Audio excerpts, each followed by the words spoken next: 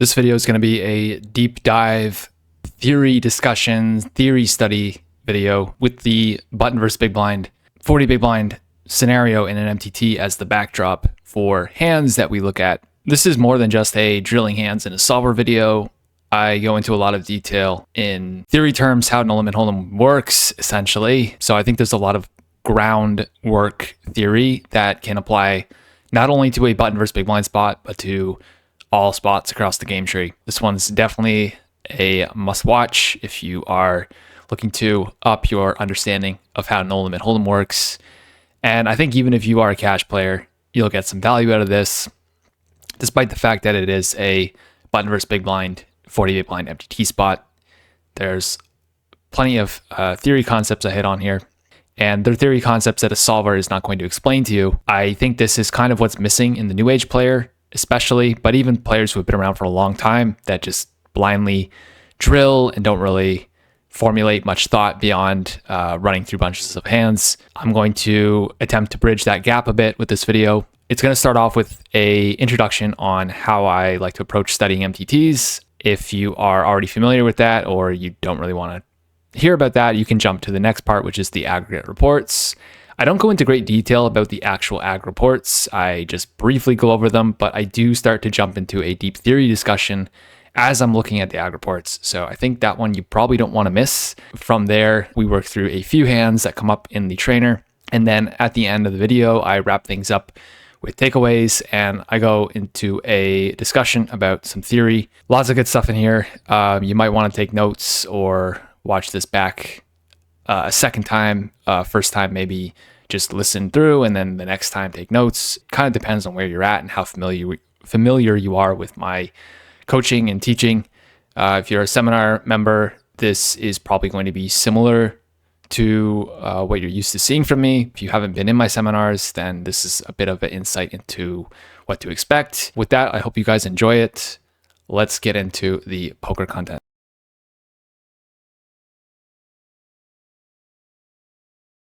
Okay, welcome guys. We are going to do a study session today, and we're going to walk through button versus big blind. You should be looking at this a fair amount. In terms of study, it's a common spot. It sets a perimeter as far as positions. So what I mean by perimeters is you've got EP, and you've got button, and then everything in between. It's really cumbersome to study every single position at an equal weight. It's much easier to study the upper and lower bounds, and then for the most part, brain solve or guess at strategies in the middle. But the way I like to approach this is I apply the Pareto principle. So 80% of my study will be from perimeters, that is button position or under the gun position. And then 20% of my study will be in positions from UTG1 to cutoff.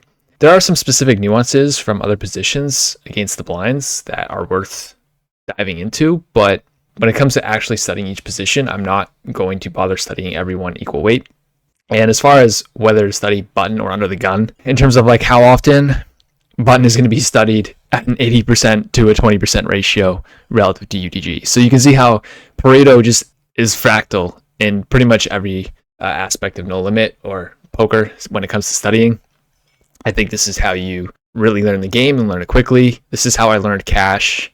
Or relearned cash, I should say. I used to play cash games many years ago, but recently, I think it was last year or this year, I picked up cash for a little while, and within, I would say 3 weeks, I was pretty much up to speed with the meta.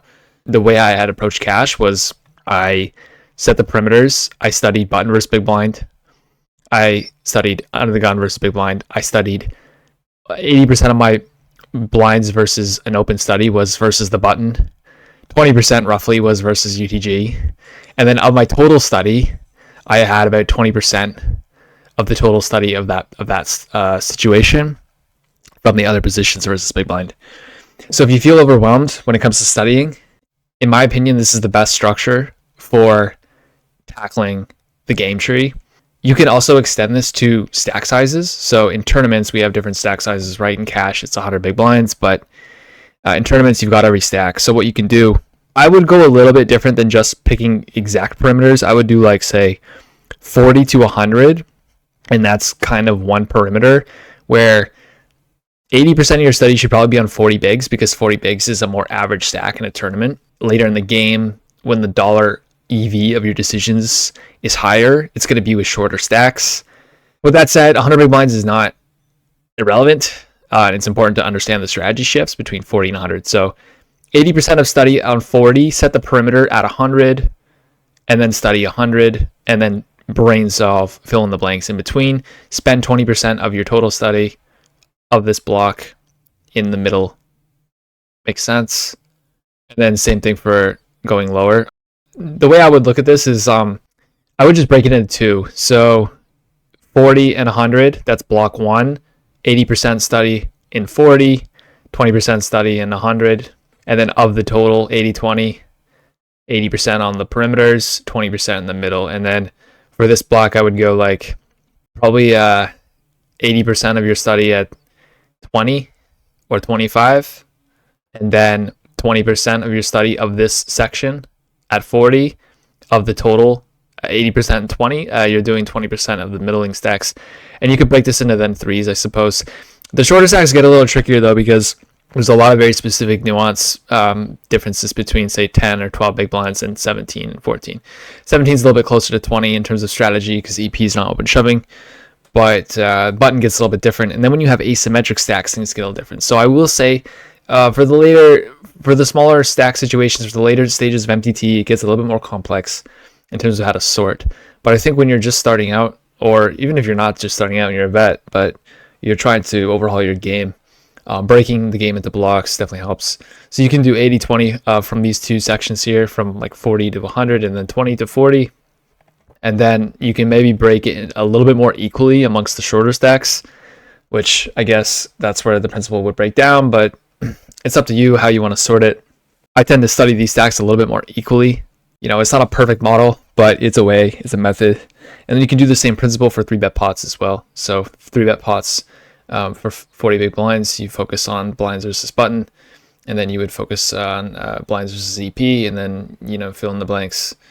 By the time you've done that, then you can also do button versus cutoff and button versus under the gun. Same procedure. Within a few weeks or a month or two, you've covered basically you've covered 80% of the game tree, and then the other 20% you kind of solve on the fly and you figure it out yourself. So that's really the procedure. And when you frame it that way, the game tree doesn't even feel that overwhelming, because now you've broken it into blocks. You understand how to study each block. Instead of feeling like, oh, I've got a million positions and stack sizes and everything to study, it's like, not really. You've got about a dozen spots, maybe 2 or 3 dozen actually, but overall it's not that bad. And then same with cash is even easier, right? Because with cash, if you pull up a cash sim, you've got button versus big blind. There's 1. Then you've got EP versus big blind. There's 2. Then you've got your 3-bet pots. 3. 3-bet pots versus EP. 4. And then you've got your single race pots versus EP, which in cash, this sim doesn't even have a cold call. Because I guess it's broke. There should be some cold calling, but NL50 rake, I suppose, is the problem. But you guys get the idea.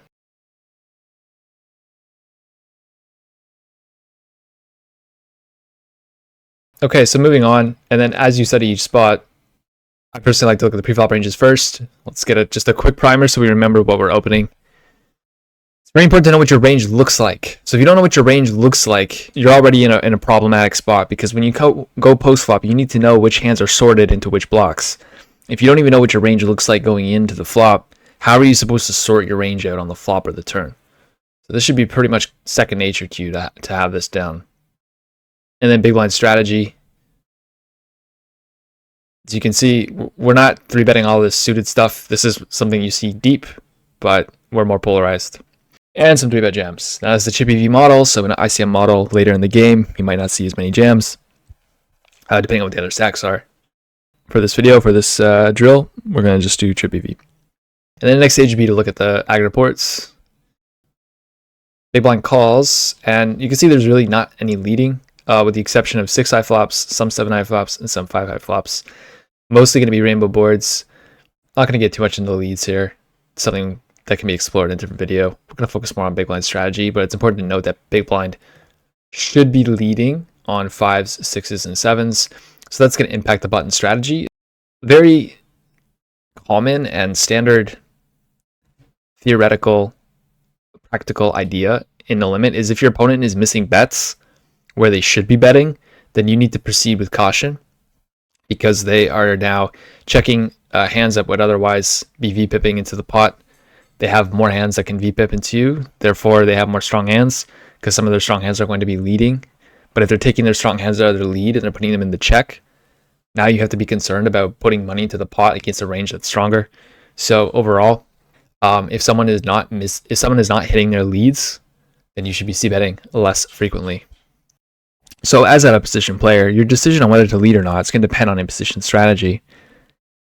If the in-position player is just betting when check to on boards they shouldn't be just auto c-betting, like let's say they have a 100% c-bet, there's no sense in leading a 6 high or 7 high flop when they have a pure c-bet range, because with the hands that you want to lead with for value, they're going to get more value by just checking and having in-position put in another bet. This is something I hear almost no coaches talk about, really. Like, some do, of course, at BBZ, they do. But anytime your opponent in No Limit puts more money in the pot than they should, we pretty much almost always just check to them with our range and allow them to do the betting, because that's how our value range gets the most money into the pot. When you have the top of your range, the goal is to get as much money into the pot. And so if your in-position player is going to increase their betting volume, it's only natural that your exploit is going to be to check. And just understanding that principle will take you pretty far, because it doesn't really matter what spot you're in, if it's on the turn or if it's on the river. If your opponent is going to be putting more money in the pot than they should, then your default adjustment is just going to be to check to them. So all these guys that say like, just exploit, bro, they don't even tell you that. Not from what I've heard. At equilibrium, you have a betting frequency and a betting volume that you are targeting. If you're going overboard with it, your opponent's adjustment is to let you hit that node that you're going overboard with, which then makes them check to you. It'll be more clear when we see a couple hands. Just keep in mind that if your opponents are putting more money into the pot than they should, then what you want to do is you want to let them do that and then you attack. This is the one very common leak I see too amongst many players in today's meta, is they just bet way too much when check to, whether it's on the flop versus a missed c-bet, or whether it's on the turn versus a missed c-bet, or whether it's in the double barrel node, which is another common one I see. I'm starting to see people's two barrels be a little bit too what I call front loaded, and they're opening themselves up to some pretty serious exploitation, and it's very easy to take advantage of these players, because not only are they exploitable on the street that they are making the mistake, but they're also exploitable on the next street. And for those of you who are a little bit more advanced, you know what I'm talking about. But if you feel like you're a bit lost now, don't worry. These ideas that I'm speaking of are going to come into play later, because they are the central theme of No Limit Hold'em. No Limit Hold'em is a frequency game. So if your frequencies are out of whack, your ranges are out of whack. And if your ranges are out of whack, you are exploitable. When people are telling you, oh, just exploit, you have to lean on your opponents and exploit them. Yes, of course you want to exploit your opponent's mistakes. But you also want to understand the equilibrium so that you understand where you are vulnerable. Because when your opponents adjust to you trying to exploit them, or when savvy players know what you're doing from the get-go and they're just exploiting you, your default let's just exploit everyone's strategy is actually exploiting yourself. And I almost don't even want to make this video public because I'm giving like the absolute sauce here, and it's what I talk about in my seminars. But yeah, Merry Christmas, as I'm recording this over the holidays. These are like the central tenets to No Limit that aren't getting really discussed. So yeah, moving on, button, the c-bet strategy, range betting ace high flops, almost range betting king high flops, queen, jack, and then starts to fade off as the cards get lower, and then the absolute lowest twos and threes are betting, right? Because out of position doesn't really connect with these boards, it doesn't have the overpairs, we do. Huge equity advantage from position. The types of boards between king and 10 that are being checked are ones that are a little bit more middling, like king 7 8 two-tone. Boards where the equity shift can change drastically based on draws coming in for out of position. But on a board like king 3 2, you probably just range bet or very close to it for a small size. Also, some paired flops like high-low-low boards tend to do a lot of checking because you don't want to have to defend against a check raise and call down with a weaker range than you otherwise would. It's less of a problem when you're short stacked, but when you're deep stacked, it's very important to not over c-bet high-low-low paired boards. And we can just do a little bit of comparison here very quickly. If we look at a board like this, do a flop of, let's say like a queen 5-5. Okay, so checking 41%. I would imagine a lot of people just lazily range bet this or very close to it. And you're just giving up too much value to someone who's going to check raise you aggressively. This isn't really that hard of a check raise to hit. Like, really, if you study it, it's very clear. There are a few hands, though, that maybe not so clear, like king 7, king 6. These are a little tricky to hit, I suppose, if you're understudied in the spot. But the back doors are pretty easy, and I think you can lean on them a little bit harder than what GTO suggests if your opponent is check raising range, I guess. Like, again, it's a bit exploitable, so you don't want to get too carried away with it. But if you're going to be check raising more air, you also need to have some of the top pairs expanded. The only reason you would expand those is if imposition was c-betting jacks, 10s, 9s, 8s through 6s at a pure weight and c-betting ace high at a pure weight, and then you would actually be able to check raise those hands for value. But if we compare this to a 100 big blind sim, see the imposition is now checking 50%. So the deeper stacked you are, the more of a mistake it is to be range betting. You're much further off the mark range betting these boards. So if you're looking for a board class to dive deep into and exploit your opponents who are over c-betting because you're sick of them, I would recommend going through the high-low-low pairs and running some strat around that. But this video is going to be a generic broad-based theory. I'm going to do some drills, so we just get into random spots and see how things go. Now that we've got the theory discussion, preliminary stuff out of the way, I'm going to load up the trainer and we will jump in. All right, here we go. Just clearing these menus off so we have nice clean screen here. So king 10-9, monotone board. If we think about what types of boards we might do more checking on, monotone certainly does start to come into play in addition to the paired boards. So those are kind of our risk E or risk factor boards for checking versus betting. Jack 3 here, I think you mostly want to be betting it. If you are developing a checking range, though, you should have some semblance of air in your check back range because you obviously need some delay bluffs. And if you're just fronting all your bluffs onto the flop and then checking your middling strength hands and your traps, your checking range is too strong. And there's definitely some players out there that do this. And if you can identify them, you basically shouldn't pro bet turns very much. And you should be doing a lot of flop check raising for a small size. That's how you run them over. Until they adjust, you can kind of just keep that strategy. So king 10-9 mono. I don't think you're going to bet too big on these boards. I'm not using the AI solve, so it's a little bit tricky to pick up bet sizing, but I think what we do know is that we're probably not betting big. So somewhere between 20% and 55%. I would say B33, whatever, it's kind of a hedge. You probably a one size on this board would be around B40, so B33 seems good. Okay, now that we're called, we do have a bit of a decision on the 3 because this isn't the most unreasonable hand to fire a 2-barrel. If we think about what we're trying to fold or what we're trying to accomplish on the turn by a 2-barrel, we are targeting a 9 to fold. If called, we've got some backup equity. Don't hate betting here. The 3 isn't a super relevant card for making 2 pairs for that position. If it was a 5, maybe a little bit more, or a 6. So yeah, I think I would lean on check here, but I wouldn't be surprised if maybe it falls into bet. Okay, so it does end up falling into bet. Only a check at 12%. I guess the logic of betting the turn is pretty strong because my thinking was, okay, we have like enough just high card, Jack X, Queen X, 7-6, etc., that we can just barrel those on the turn. But the fact is, like, those hands are essentially the same as Jack 3 because what we're really targeting to fold is a pair of 9s and some 10x. Yeah, I guess it just doesn't really matter like that we have a pair. If anything, it's a bit of a boost. Since there might be some implied odds if we river trips. Now we're in a bit of a precarious spot where like, we're just going to have enough air that betting here is going to skew our range to be way too bluff heavy. So I believe we just pure check. And we actually don't pure check. We check 28%. Clearly I've made a mistake. But that's okay. It's the way she goes. Yeah, it looks like the river was an overbet. Okay, so interesting. So everyone can just overfold versus me on monotone boards. I'm clearly underbluffing. Haha.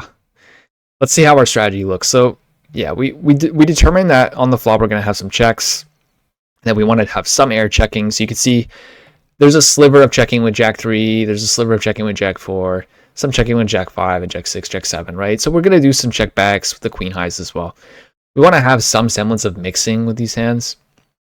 And then these underpairs predominantly checking, betting a little bit with a spade. Then the lowest ones prefer just outright betting. Very common pattern in No Limit, you'll see. The lowest pair is bet, the medium pair is check, and then the highest pair is bet. Yeah, overall, I think the flop strategy was pretty well understood. And then as far as sizings go, we had the right idea with sizings. Not going to go big, maybe B50, but leaning more towards 33. I think if you one size solve this, it might come out as B25, it might come out as B40. It doesn't matter. I don't think the EV difference is going to be too significant. So B33, and then on the turn, yeah, we have a very interesting turn decision actually, because like we do have these two X's, like Jack, Queen 2, Jack 2, Queen 4, Jack 4, these type of hands, and these are the ones I would have leaned a bit more on betting. But the solver does like betting Jack 3, and yeah, it's a mistake in the solver to make it a pure check as opposed to a pure bet. But when it comes to in real life, it's more important to get your frequencies dialed in. If you were to just check back Jack 3 and lean a bit more heavy on betting Queen 2, Queen 4, Queen 5, then you're still going to be virtually just as balanced. And see, like a hand like 6-4, I probably would have just blasted this in instead. So you can see how my frequency would have likely ended up fairly similar to this strategy, but a slight variation in how the range is actually constructed. We did, however, identify that Jack 3 might be a reasonable barrel based on what we're targeting to fold by out of position. So the important takeaway is understanding the value of having this in your 2-barrel range and like what reasons would lead it to be. And then it's just a matter of at equilibrium, does this actually make sense? So in terms of exploitative thinking, if your opponent is overfolding the turn, then absolutely you want to be puring Jack 3 here. And I think it's hard to underfold, so I don't think that's even a thing in this spot, but we can look. Okay, maybe it is because King Highs, a King X is supposed to be folding versus a large bet to some degree. And you can see the 10x block's actually almost purely out. But the main idea, Jack 3, not much different than Jack 2 or Jack 5 because of how much we're folding the 10x block and the 9x block, and even some of the King X block. In practice, though, I think you're probably just getting peeled by a king. So yeah, maybe barreling a 3 is whatever. Now we did end up checking, and then the river was I think it was a 5 of spade. If it's not, we're just going to look at it this way anyway. Okay, it was a 7 of spade. So on this river, big blind checks. Now this is a weird one because big blind's supposed to end up doing some leads, and this gets funky if you start to undo the leads. In position's probably going to have a higher checking frequency, since that position should have a bit more, or is going to have a bit more traps in practice than what they do in theory. But you can see like Jack 3 goes for an overbet. So we're basically overbetting hands like Jack 5-2 that block 2 pair. This 2 pairs can be one of the hero calls, presumably, for out of position. So what's 10-5 mean? Not really. I was thinking that it might be because of 2 pair blocker, but it might just be the fact that you're unblocking some of the folds.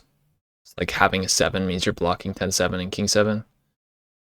That could be it. The blocking effects here are a little funny.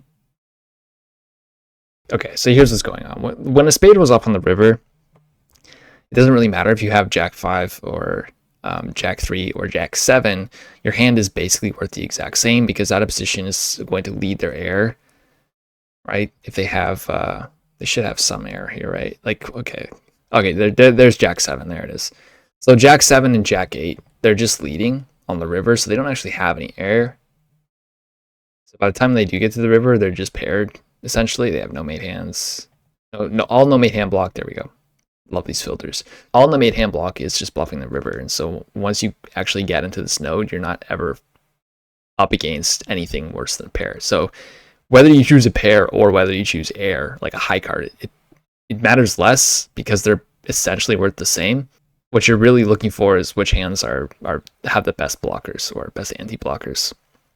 And in this case, it just so happens that having a single pair with a high card is better than having a unpaired high card with a side card that is not paired. Okay, hopefully that wasn't too confusing. It's actually quite a complex spot for hand one. I think the biggest thing to take away from this is that in no limit, you're not, like when it comes to bluffing rivers, it's not just about which has the highest or lowest value. Oftentimes, or sometimes, blockers can become a very important part. And in this case, blockers are a very, very important part. As you can see, the strategy is much different.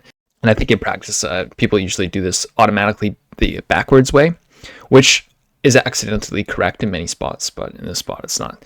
And in a lot of button versus big blind spots, you actually do see some low cards often giving up because of these blocker effects. So we're going to probably very likely run into another hand where these blocker effects are true. Hand one, slightly misplayed, but not terrible. I think the turn was actually fine in terms of just, it's a matter of frequency. And if we are choosing to bluff some of the hands that are already mixed bluffs anyway, and we aren't bluffing Jack 3, it's not a huge problem. But what is a bit of I would say a bit of a blunder maybe is the river.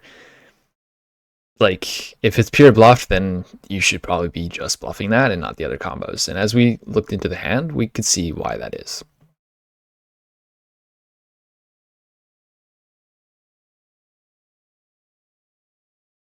Oh, good. Another monotone board. Now, 7-6-5, we're probably going to do some checking on. I guess maybe like bottom pair with the high kicker can do a one street bet sometimes, but I'm a little bit concerned about this texture. We do have all 8-9 combos, though, which is quite nice. If you have all the nut combos possible on the board, like we have all the sets, we have 8-9, and we have flushes, that leads you to be able to get away with betting some thin value hands that are one street on an earlier street. But in this case, I think we'll just check. As you can see, 83% check. The idea was correct. Like, we could bet this sometimes, but it's going to be a high frequency check, and we'll just lean on that. 7-6-5, 10. Now the question is, do we start bluffing? I think it's not unreasonable to start bluffing a 5. I'd probably still check King 5 though. So it is pure check. And on the river, this is a bit tricky. We can't just bet range, okay? That's not really how this works. If you bet range, you're going to be getting check raised by out of position slow plays, and we have to keep our frequency in check. So this is a really hard spot, and I'm not going to go into detail as to how I would think about it, because I feel like that would be giving up a bit too much information on how I think about an obscure spot. I will show the solution to give you some ideas, though, and to confirm that, yeah, we should not be just range betting in the river. So here's a flop strategy. We'll start there. Flop strategy, yeah, 45% check. It's similar to those paired boards, high, low, low in terms of frequency. Yeah, mostly checking. It's actually kind of funny. This board is weird because I thought that King 5 would bet a little bit more than Jack 5 and a little bit more than 10-5, but it turns out it's the opposite. So once again, you guys' ranges are all out of whack. Button on the turn.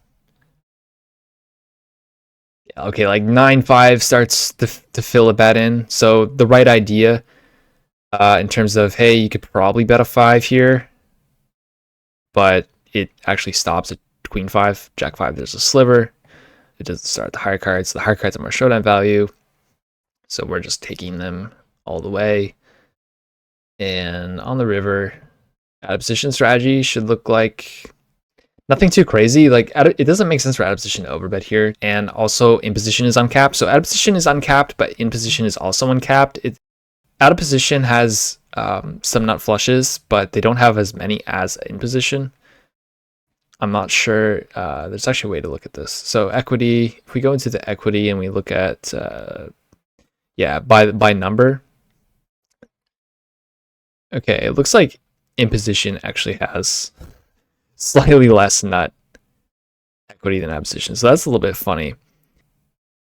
I would have thought that you would see larger bet sizes in that case, but I guess it's just not enough to really tip the scales. Like it's too close to even, so we end up just going for a more modest bet size as opposed to some large overbet.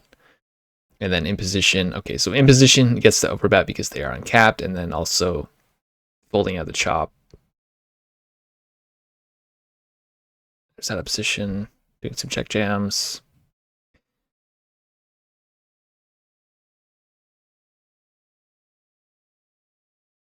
And yeah, as you can see, you can't just bet range. I think some people do that though. They'll just bet range when it comes to these like 4 flush boards or 5 flush boards rather. And yeah, just be mindful of how exploitable that is, right? Because if you're just betting way too much volume on the river, now out of position, all they do is they just check. They check all their hands that are value, and then they let you put the bet in, then they raise you. And now you have to defend 1-A against the jam, which means you fold 60% of the time, except if you have the whole deck, you don't have to defend a wider range, so you're giving up more value than you would otherwise if you were just playing a more inline strategy.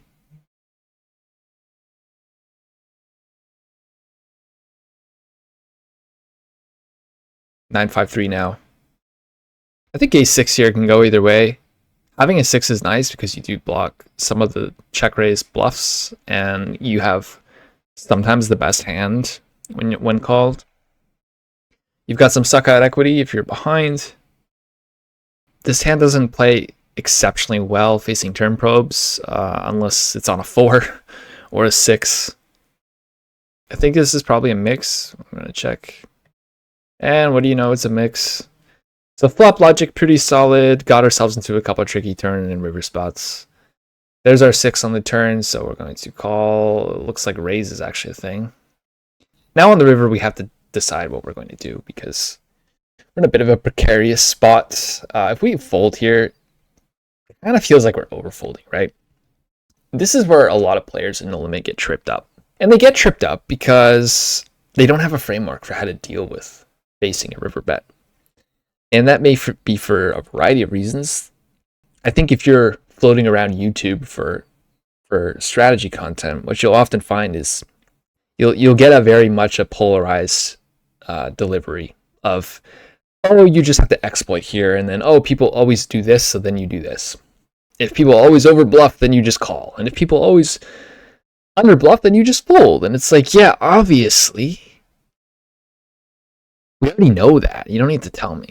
I don't know if this guy's over bluffing or under bluffing. I mean, to be fair, we know that it's a bot and he's playing perfect GTO, but sometimes in game, you just don't know which side your opponent is on, and you need to have a framework for developing a way to hedge that. And additionally, as you walk through the framework, you might realize, wait a second, my range looks like this, and his range looks like this.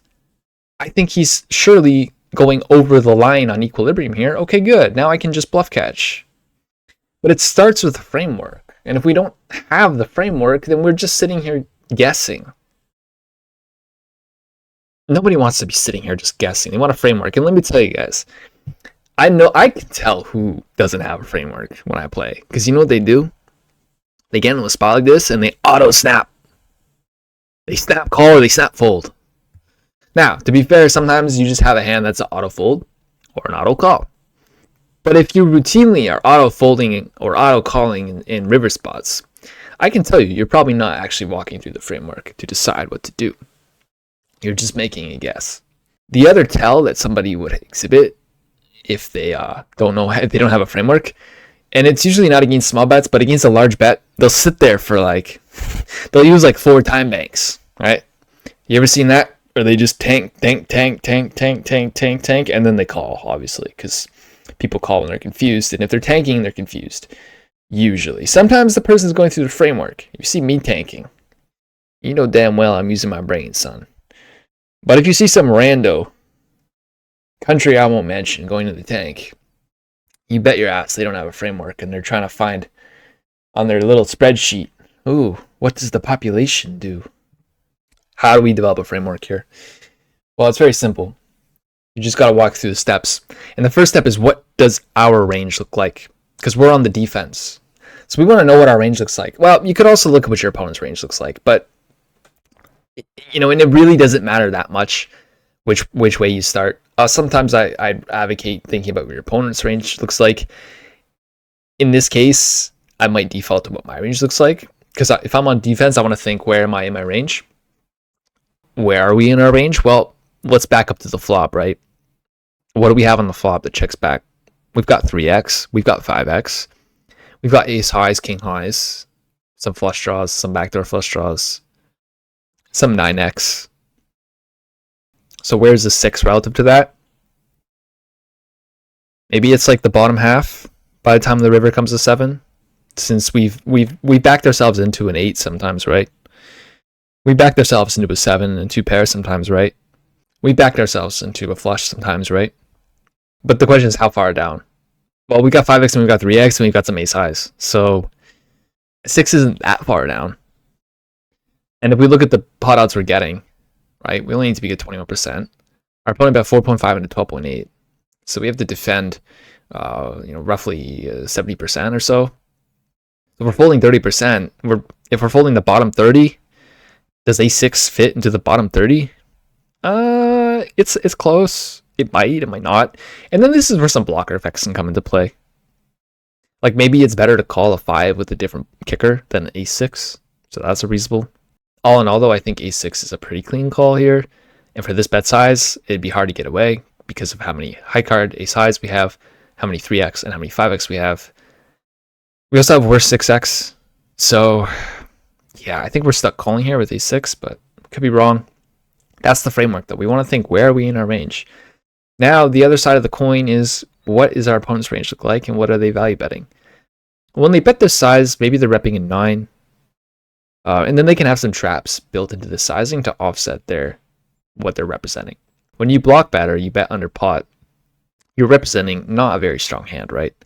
But if you only ever bet your not very strong hands for that sizing, then you are capping your range, and your opponent can then raise you more often for value. Now, be very careful with your language here, because what I hear people say is, oh, he's capped, so I can bluff him a lot, and then they over bluff raise into that player because they're capped. If your coach says, oh, you can just bluff them with impunity because they're capped, that's not how it works. Yes, you can raise more often, because what's actually mechanically happening is, if your opponent caps their range, let's say at a 9, now any hand that beats a 9 or an average 9, so if you have an average 9 that calls your raise. So if you have, say, like king 9 or ace 9, you can start raising for thin value, whereas you wouldn't be able to if they were offsetting that hand with a straight or a flush. That doesn't mean you can just bluff every single hand that you're able to bluff, because your bluff to value ratio is not going to be out of whack. So out of position might cap their range, and then if your response is, oh, he's capped, I'm just going to bluff raise him, and then you pure bluff raise him with all the hands that make bluff raising candidates, all he has to do to defend against you is click the freaking call button, and you just got owned. And you just got owned because you didn't have an actual process for adjusting. So the process is to expand your value range, and then to offset with the appropriate amount of bluffs so that your opponent can't determine which side of the coin you're on. If you make it obvious which way you are, whether it's too tight or too loose, you are now exploitable. And it's very easy to exploit players who are too loose. I know new players or low stakes players get super intimidated by them, and that's why they have a hard time dealing with aggression. But the way you deal with aggression is you just let the guy put the money in the pot, and then you click the call button. It's very straightforward.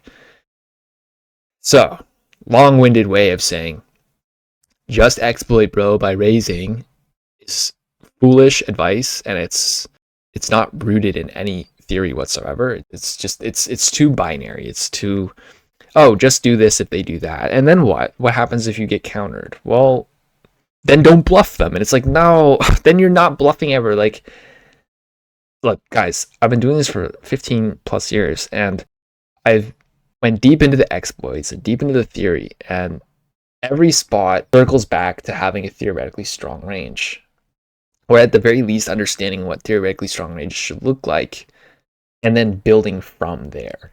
It's not backwards, because if you go backwards, you end up with your wheels flying off.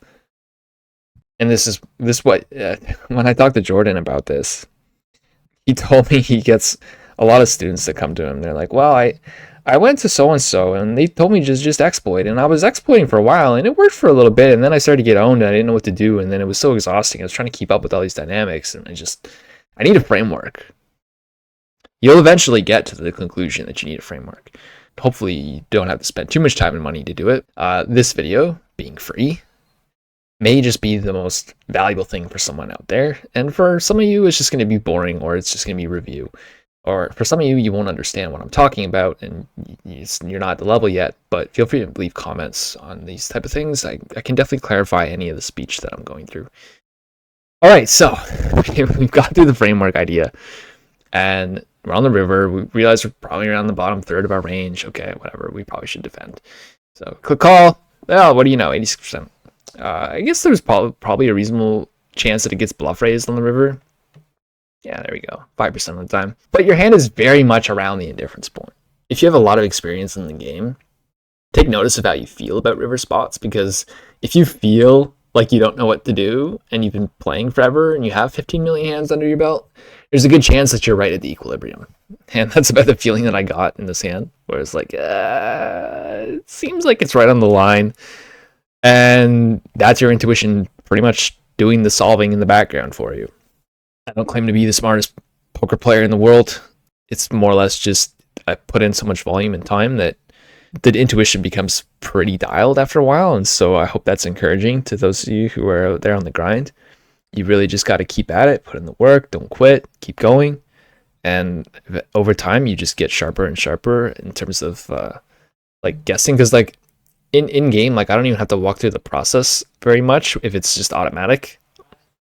This would be an intuitive call for me, but to walk you through how to get there, think about your range, think about what opponent's range is, and then what are they value betting, what are they bluffing, right? Okay, so we didn't actually hit that part. I kind of got sidetracked, but their bluffs will have some high cards, some deuce X, right? Some like queen 2, jack 2, 10 2, missed flush draws, 10 8 got there, but maybe like some overcards, some bare overcards with a heart are probably bluffing, like jack 10. We could take a look at that. And then think about your blockers as the next layer. So where are you in your range? And then if your hand is a bluff catcher, so we've identified that it's a bluff catcher. What sort of role does the kicker play? Does it block or unblock bluffs? Well, it unblocks bluffs because we'd expect a hand like jack 10 maybe the bluff, and we have an ace. So ace 6 is probably better than 10 6 to call. And we'll take a look. So on the river, big blind. There's jack 10. Jack 10's bluffing. It's but bluffing for a small size, but pretty much all the bluffs are for a small size, actually. Yeah, so the overcards like queen jack, queen 10, jack 10, king 10. There's a little bit of ace 10. So if they bet the river, we look at our sixes, 10 6, not as good of a call as ace 6, still a call though. Jack 6 to a lesser extent, and then queen 6 is more clean. King 6, oddly enough, is not, but hey, sometimes you're not going to be perfect, but you're going to be in the right ballpark. So the thought process was good. It was solid.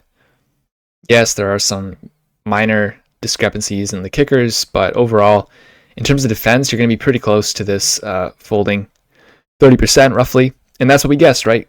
Based on the pot odds or based on the bet size. We have to defend roughly 70% of our range. So there you have it.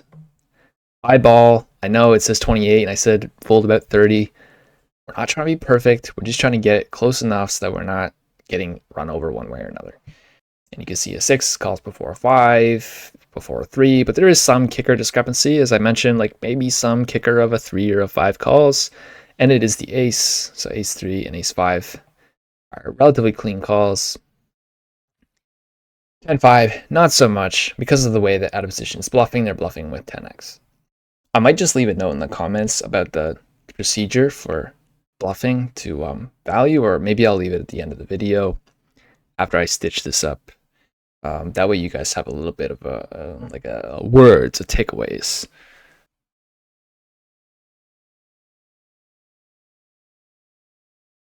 Okay, 997. So what about this pair board? This one's a little bit different than like a queen 5-5, right?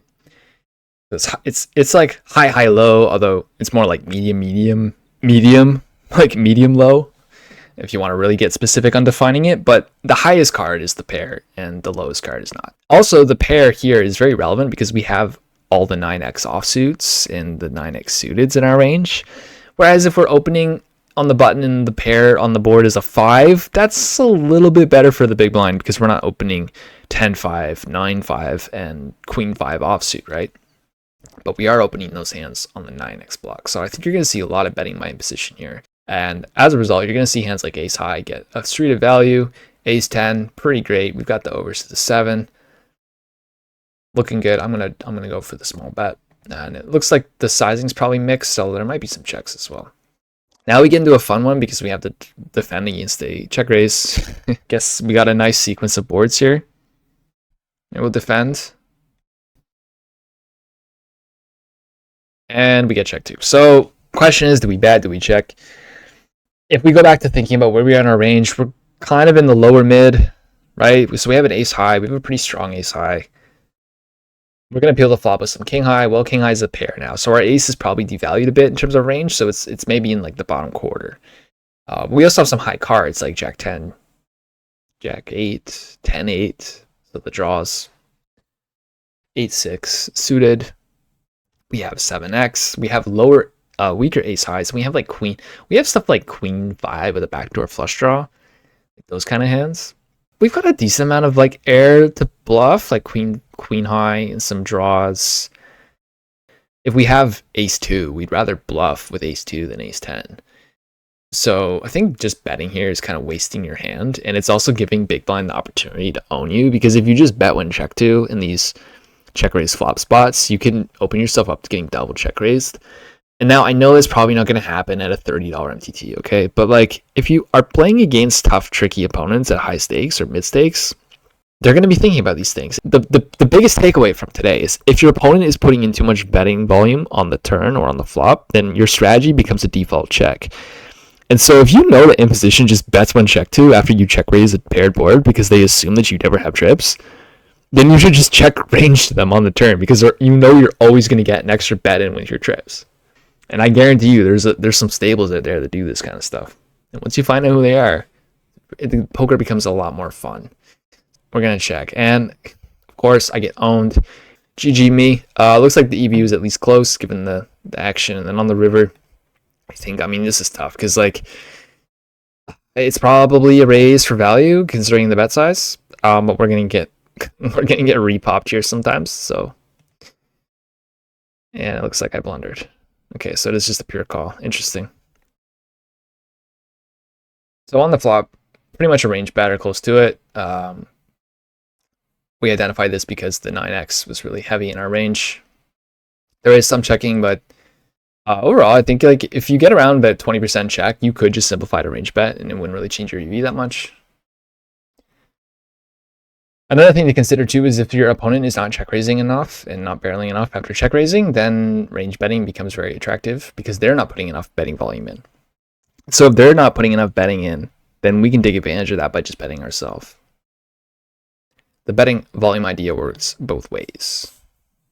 So we get check raised and we have a defense decision. So on the flop, yeah, we defend all our ace highs. I actually thought, okay. So I would have peeled I would have been too loose here. I would have peeled all the ace highs of backdoor flush draws. I would have peeled ace 4. I would peel ace 3. Oh, but it looks like those weren't c-bet on the flop. So that's why they're not in here, because they actually don't exist in our betting range. If they did, then they would be peeled, okay? And then we have king highs, queen highs, jack highs. So there's the queen high with the backdoor flush draw. I might have been a little bit too loose here because it looks like these are mixed and I'm just like peeling. So guess like note to self, try not to peel check raises too much. Perhaps there are exploitative reasons to do so. And then king on the turn, out of position should be pretty polar, right? He's repping a 9, or he's repping that he's giving up like random 7, or he hit a king is trying to pot control. So there's your king X block, mostly pot controlling, 7x checking, and then 9x is doing some mixes, right? Because if you always just bet your 9 on the turn and you never check, now on the turn you're capped at a king, and imposition is going to expand their range. With imposition expanding their betting range, you now are incentivized to start checking a 9. And let's look at what's going on in the position here, because I kind of own myself.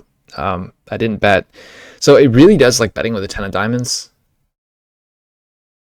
I think I like kind of miss. Yeah, I sort of like miss. I kind of like miss this spot, because I think what happens is on the turn out of position is actually supposed to fold some 7x, right?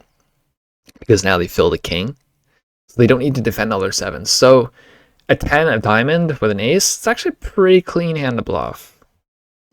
And it's something I overlooked, because I was thinking more along the lines of, well, we have the high cards. We have like Jack 10. Yeah, we're going to check back our straight draw sometimes, but I'm thinking like we could also just bet it. So probably more of a 50 mix. Same with Queen 10 and Jack 8 and these high card high, like King, Queen high, Jack high type hands with the backdoor flush draw. Yeah, I was probably just leaning too much on those and not considering that ace high might be a reasonable bet. So I ended up just checking, and it's not like a huge mistake, but something to keep in mind. If we're bluffing with this much ace high on the turn, it's kind of a sign that you don't want to be just mixing or just missing this block for bets. You definitely want to be pulling some bets from this region. So I think I was a little bit too passive on the bet or the check there. But hey, I'm not claiming to be a perfect poker player. I've got some work to do in my game, and it looks like this is perhaps where I need to go a little bit deeper. And then as played this sizing, like, going half pot, okay. So we check, river's a 10, out of position blocks. Out of position is supposed to, let's look at the block range. Out of position is supposed to block a 10. Yeah, that's what I figured. Like, out of position is supposed to block a 10, so then we would just raise ace 10, which seems to me to make sense. And it's kind of a broken spot because ace 10 is like not actually in the, oh, there it is. Okay. Yeah, so I mean, I went for a raise, but it's saying the EV is drastically different than call, which is very surprising to me. I guess there was enough traps in out of positions range that you just can't do it. Like kings is a set. I mean, aces is a clear value raise. I think in these kind of spots, I mean, there's ever a place to step out of line, it would be here. But the way that this range, let's talk about this from a theory perspective, of course, and not try and just give myself an excuse to make this good. So in theory, out of positions bet sizing with a 10 should be, roughly 10% pot. That's in order to monetize the 10x block. They have to bet small, otherwise we're just going to not call weak enough hands. So in order for us to call a 7, and in order for us to call some ace highs, out of position has to bet this small. Otherwise, if they bet 60%, 7x is going to fold, ace high is going to fold. So how is a 10 betting for value if they're just going to run into better hands too often? Well, they have to bet small. So a 10 bets really small. But if a 10 is betting really small, and that's all that a 10 ever does, or that's all that a small bet ever does, then what happens is that a position is now saying, hey, I have a 10. You can just raise me with impunity with anything that beats a 10. And anything that beats a 10 is, well, ace 10 plus, essentially. And so what ends up happening in practice is that ace 10 plus will all get to raise. And you can choose whatever size you want if they're capped at a 10 because they don't have any other hands. Now, the danger of doing that strategy, which I've seen some people do, they'll raise say to like 126%. And that position should be folding most of their 10x, but still defending. They have to defend roughly 40% of their range against a 125% pop bet. And if their range is only 10x, then they have to defend just 10x. But what they should do is they should have some traps in their range, right? So the way that they fill in the traps is they put in a hand that blocks the board nicely, like king 9. So that full house. And they block that. And then that essentially defends their range from out of position, from in position being able to just thin value raise them with impunity. So the range is somewhat protected by the fact that they do have a couple of these traps in there. And you don't even need that many, which is, I think, a bit of a misconception. Is like people think they have to just block all their nuts all the time if they want to have a block range. And this is not true. Like if we look at how the range is constructed, it's mostly just 10x. There's some queen 10.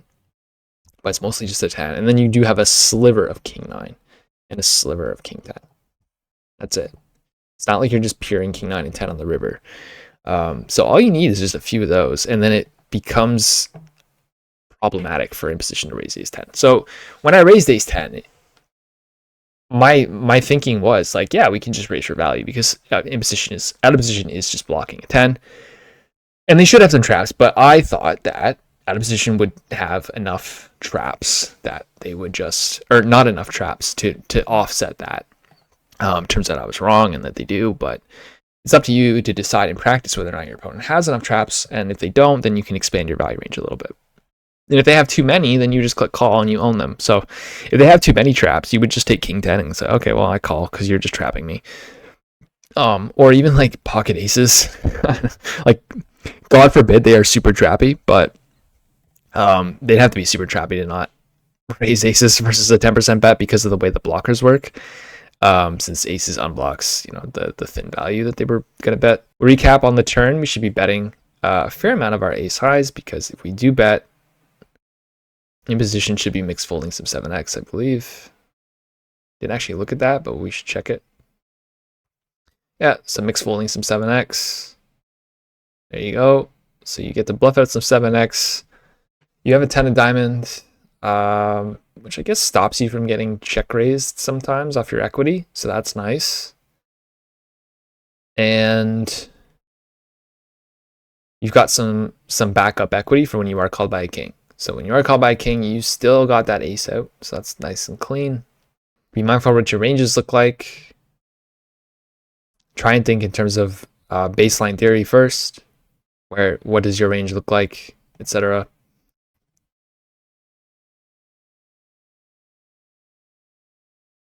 If you're block betting the river, don't trap too much, because then you're just gonna be way too stacked on your traps. But don't never trap, because then you'll just be capped at a 10 and people can run you over by overbet raising into your blocks.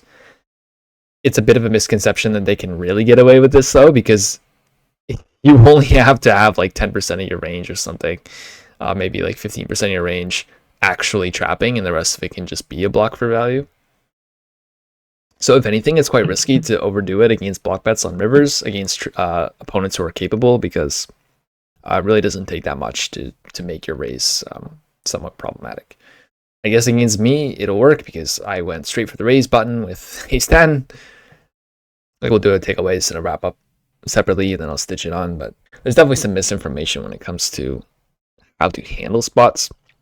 And I think just because you make a mistake, whether it's on the turn or the river, it doesn't mean that your process is wrong. It just means that you've sort of filtered the hands incorrectly, which is kind of what my error was here.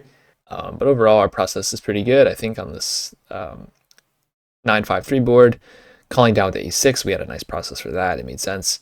So when you have a thought process and you're following and you're adhering to it, after that, it just becomes a matter of tweaking around the edges and around the fringes. So we got pretty close in the ballpark on this last hand. We had the right idea, but definitely needed some tweaks. And that's where we go deeper into the lab and try to figure out what's happening. All right. I hope you guys have a great holiday season, or if you're watching this in the future, a great season of whichever season it is you choose. If you have any questions, feel free to leave them below. If you have any comments, feel free to leave them below. If you think I suck, feel free to tell me in the comments. If you think the ace 10 was an obvious bet on the turn, let me know. I'm curious if that one was obvious, because to me it wasn't, but seeing it in hindsight, it's a little bit more obvious now. And here's the thing too. I'll end on this note. When you make a mistake like that, like I checked the ace 10 on the turn, you should always go and look at what out of position's response is to the bet, because that'll tell you what's happening and what's driving the betting. I already kind of knew what was happening after I made the mistake. It was like, oh, okay, like 7x is folding sometimes. But if you weren't aware of 7x folding, you might be a little puzzled as to why ace 10 is betting the turn. Wrapping up here with takeaways. Know what your range looks like. Very important in no limit hold'em. Pay attention to what your range looks like. I think it's just a good practice to do at all stakes. Yes, you can make the argument that it doesn't really matter if you're playing against really weak opponents at micro stakes or low stakes. You could just take lines that are good for your hand and beat them up. And that is true, but if you're going to try and break into higher stakes games or play against tougher opponents, Knowing what your range looks like is quite critical. And to be fair, it's just really good to know what your range looks like in terms of sorting out how to manage your strategy on turns and rivers. Even if you're up against a weaker player, sometimes you are going to decide to play more of a hedged strategy because you don't know necessarily which direction they're overdoing it, whether they're under bluffing or over bluffing in certain lines.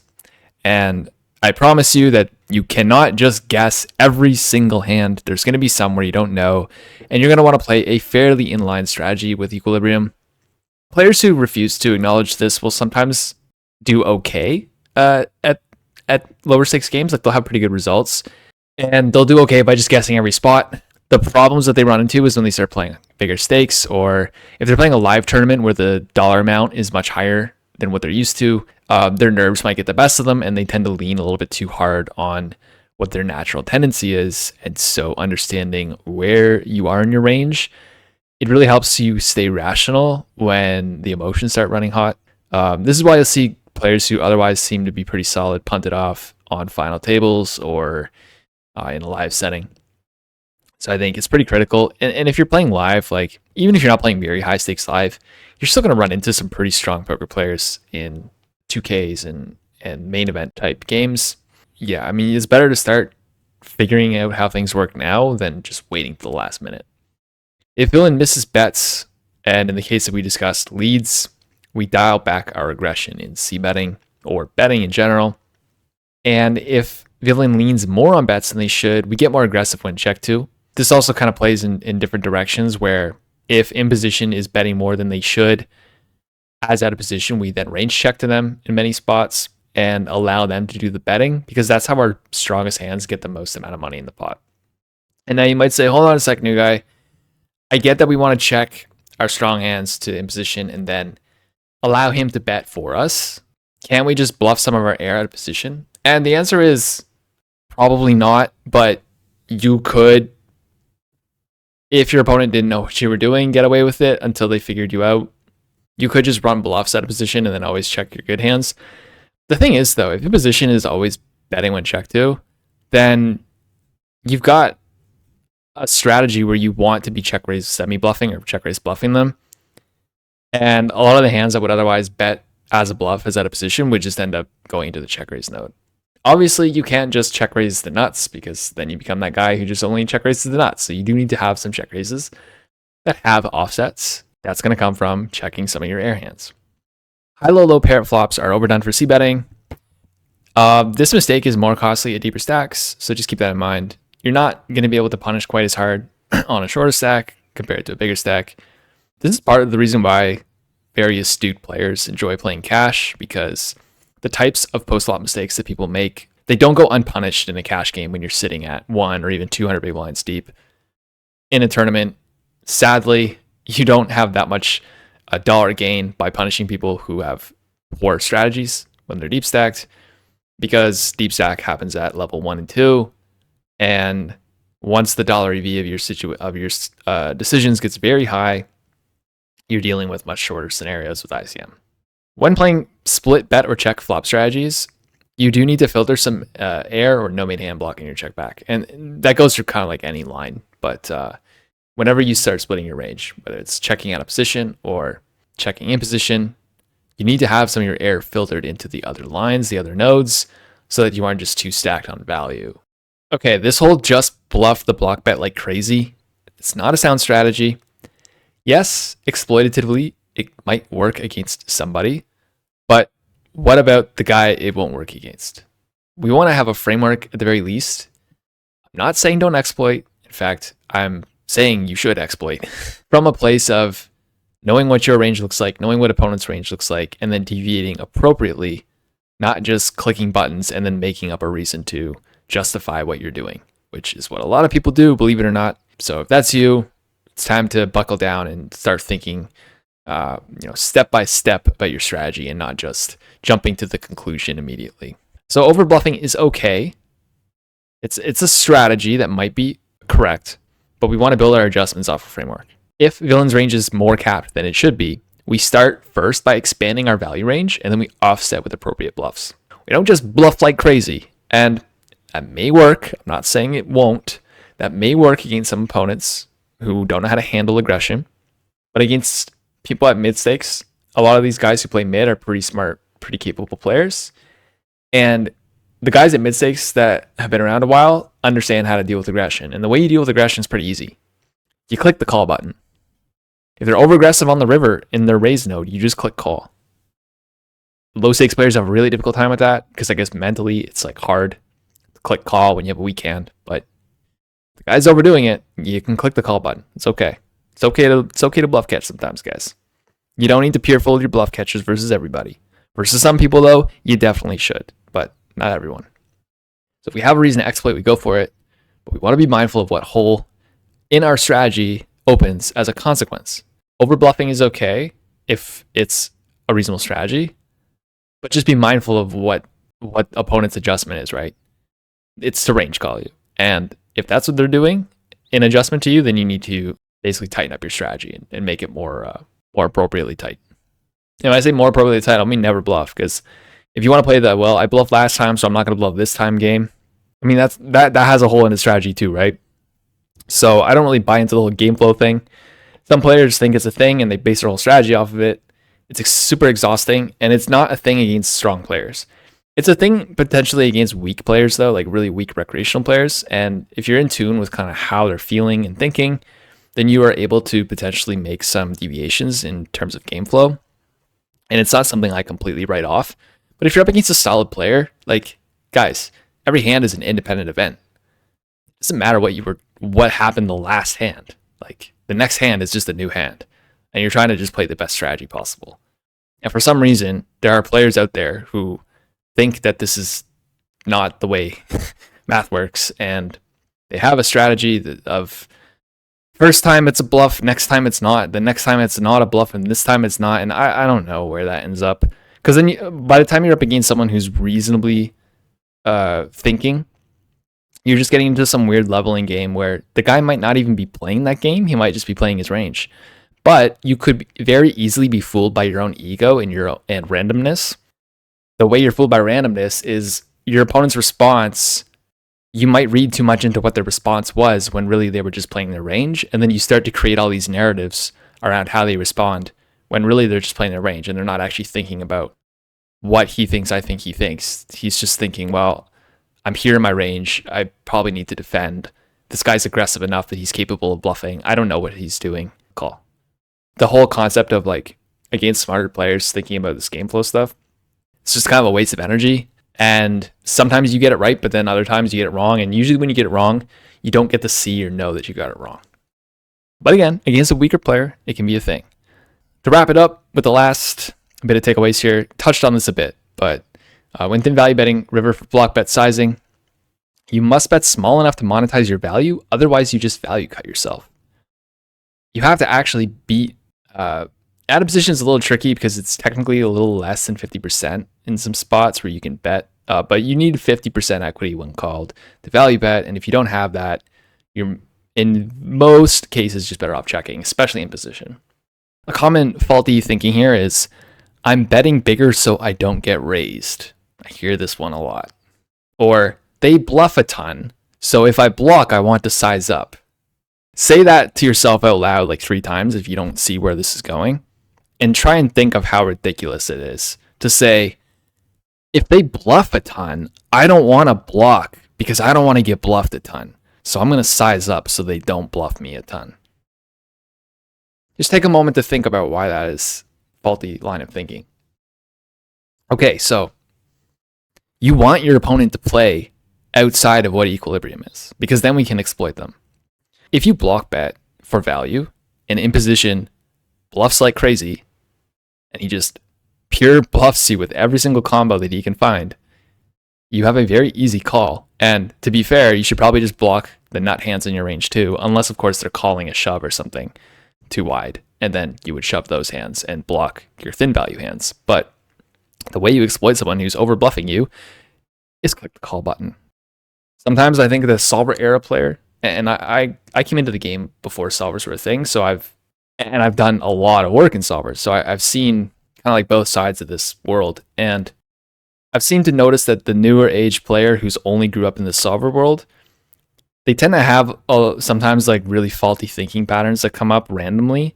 And I think that's a function of a lot of their learning is more neural around drilling tons of spots, but they're not fully grasping the theory behind the spot. And so with my videos and my content and coaching in that, I'm trying to bridge that gap between having a lot of data and seeing a lot of spots, but then really understanding what's going on. And this is a pretty simple one, but it's one that you would be surprised at how often I hear this idea of, well, if imposition bluffs like crazy, I don't want them to bluff like crazy. It's like, no. You want them to bluff like crazy. Maybe you won't be able to bluff them if they're bluffing like crazy, but you certainly want to value bet it as somebody who bluff raises you like crazy. And if they never bluff raise or not nearly enough, then we just block fold, right? That's the other side of the equilibrium. And if you're unclear or you don't know, just play something close to equilibrium. That way you're hedged one way or another. Again, I'm not saying don't exploit. Please do not conflate this with new guy's a game theory player. He's not an exploit player. There's a lot of nuance to this. And I think having a grasp of game theory, but also having a grasp and some street experience of deviating from equilibrium is pretty necessary to do well in this game. You don't want to be too rigid and you don't want to be too floppy. Be like water, I suppose. Know the equilibrium, respect it to the best that you can. But when it's time to get out of line, sometimes you have to step out of line. We're going to wrap it up there. Appreciate you guys watching. If you found the material dense, that's good. Perhaps go back and take notes. Until next one.